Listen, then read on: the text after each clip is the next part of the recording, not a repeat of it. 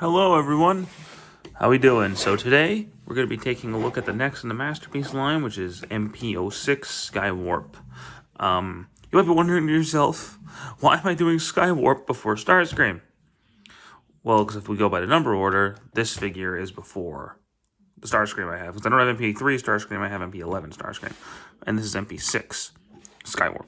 So I'll explain about that actually right now. So the first Seeker release was the MP3 Starscream, which got repainted in MP6 Skywarp and MP7 Thundercracker. And then he was remolded as MP11 Starscream. So I had this goal to have at least one version of every mold in my collection, and I just, for some reason, settled on Skywarp for this mold. This version of the mold, anyway. So there you go. That's why I'm reviewing Skywarp ahead of Megatron. After Megatron. And before Starscream. Starscream's, I have MP11 Starscream, so we'll get to him when we get to MP11. But, which means I still need to technically get MP9 Rodimus Prime. But anyway, so this is the original version of Seeker mold. And this is the only Masterpiece figure that I have that I got used. I got this on eBay for about 50 bucks. It was loose and was missing like 2 accessories. Missing the little guy that comes with it and the clip for the gun that goes into there. But my MP Starscream came with 2 of this guy. So I just kind of throw him in there and like it's nothing. So he comes with this stand, which is almost essential for the figure. These 2 rocket packs and his null rays. I never use these, I just keep them on the stand. I usually keep them with his null rays, so there's that. Skywarp is one of the Seekers, the original 3 Seekers. We're just going to go ahead and take him off the stand now, along with Thundercracker and Starscream. And Starscream's my favorite, but I like Skywarp's look the best, because I like the black and purple color scheme. I think it looks cool. I don't have a G1 Skywarp, or a G1 Seeker at all for that matter, so I won't be doing a comparison, but this jet mode, I will say right off the bat, is the highlight of this version of the mold. Everything looks really clean. Everything looks real nice. The jet mode looks phenomenal. I cannot argue with that. The jet mode looks absolutely fantastic. It's the robot mode where this figure falters, but it's not as bad as Megatron. So he's got a lot of like jet details. Like you open this up and there's, I don't know my jet terms, but there's that. You can open this up and there's something there. So that's cool. You can also pull this up, which I think is supposed to be the brake. And he does have landing gear. So he's got one down here. These are really hard to get out for me because I don't have nails.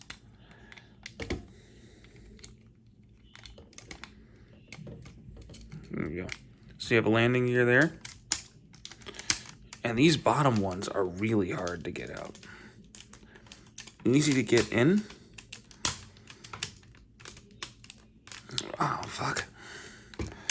Easy to get in. Really hard to get out. So, point is, he has landing gears down there. I don't want to spend too much time fiddling around with the jet landing gear. So, there is that. But again, he looks really nice. He looks really cool. I really, really, really like the jet mode on the Masterpiece Seeker mold quite a bit. So, let's go ahead and transform him. Now, he's not as complicated to transform as Megatron or Optimus was. He's got a little, this version of the mold has some fiddly bits, and we'll get there, but, so, you can go ahead and take the null rays off. We're going to come back here, fold these back wings up, fold these parts of the wing in. So you get this really cool angled design for the robot mode, which I like. We're going to go ahead and separate those pieces, pull these out, because those are going to be his legs. And we're going to come up here, pull these pieces out, and turn them. Those are going to be his feet, which we will discuss later. You know, these feet are so difficult to get a grip on.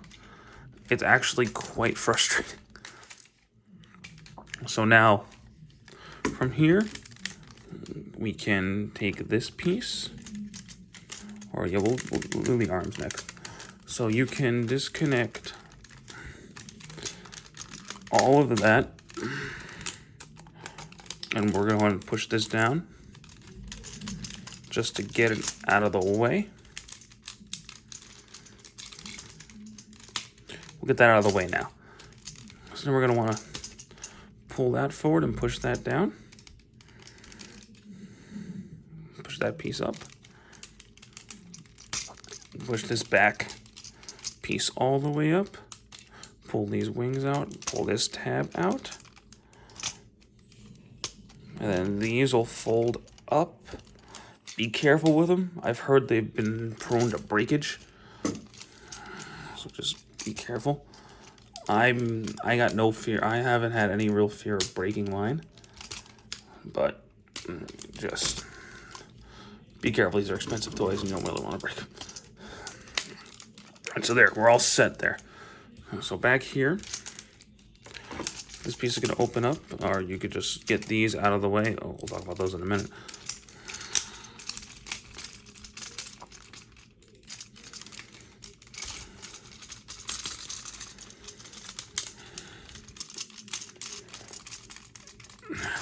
So, get these down. And we're just going to straighten out the arms and pull the hand out.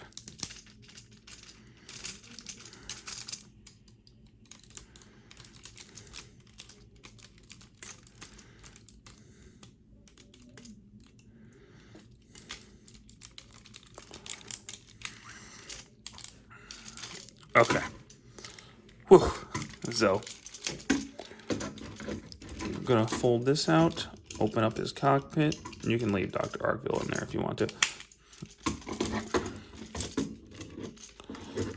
And then this whole thing is gonna rotate around like that. This will plug into the back there. Straighten that out and push his whole body down. Okay. So we're practically done. What we need to do now is just plug the null rays into his arms.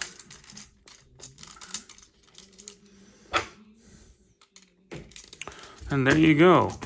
There is Skywarp. And what you just saw is a major, major, major problem with this figure.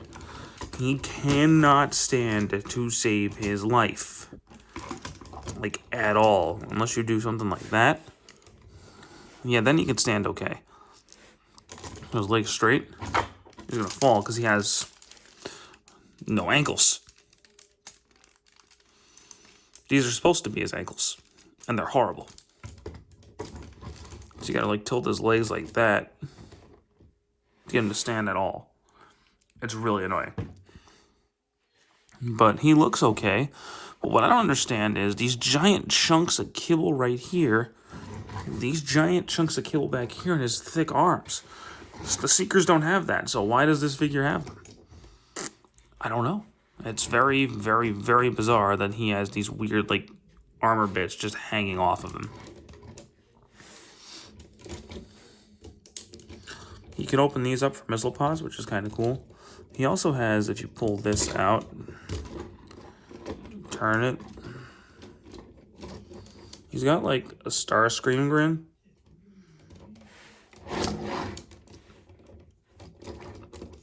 Which would be cool if this was a Starscream figure, but this isn't. This figure is not Starscream.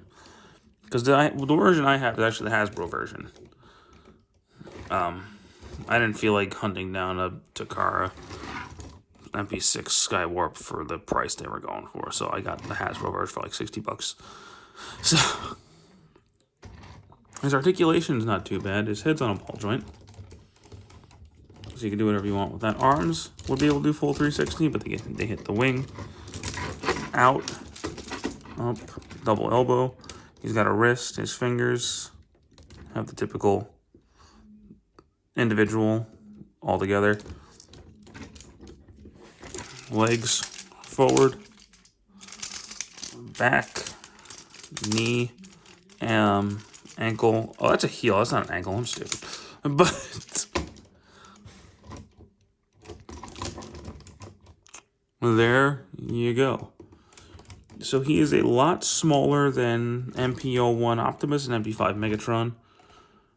And I feel like that's not so much problem with this figure, but a problem with Megatron and Optimus is that everything else was more in scale with this.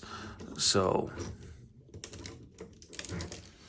they had to re-engineer Optimus as MP10 to fit him better in scale. And when they had all the Carbots coming out, you know, so you could still put him on the stand. You just flip the stand around to look like that now.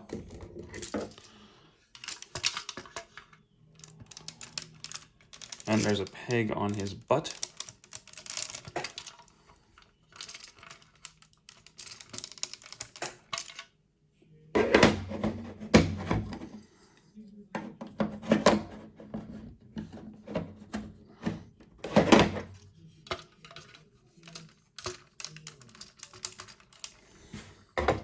Yeah, you can fly on the stand. It looks cool. I can't fit it anywhere on my display right now, but it looks cool. So I think that's pretty much all there is to say about this guy. I mean, he's okay.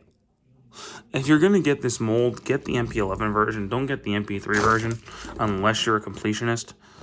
And don't get the MP3. If you're going to get one of the Seekers in the MP3, get Skywarp or Thundercracker. Don't get Starscream, because Starscream deserves more love than that. But anywho, the rest of my Masterpiece videos should be a lot more positive, because the rest of the upcoming line, for the most part, I think is fantastic. This guy's not bad or anything. I like him better than Megatron. And he's not a terrible figure. He's just got those like that heel issue and the weird armor protrusions. But like just like looking at him, he looks really good. For a 2000, I think this was 7 or 2006, 2007 mold. It still doesn't look too bad today, but with the new Seeker mold finally coming out, this guy's going to be really irrelevant unless you're like me and you're not going to get. And you want to have like different molds of each character. So the new mold, I might just get Starscream and then keep Thundercracker and Skywarp like this. But anyway, I hope you guys enjoyed this video.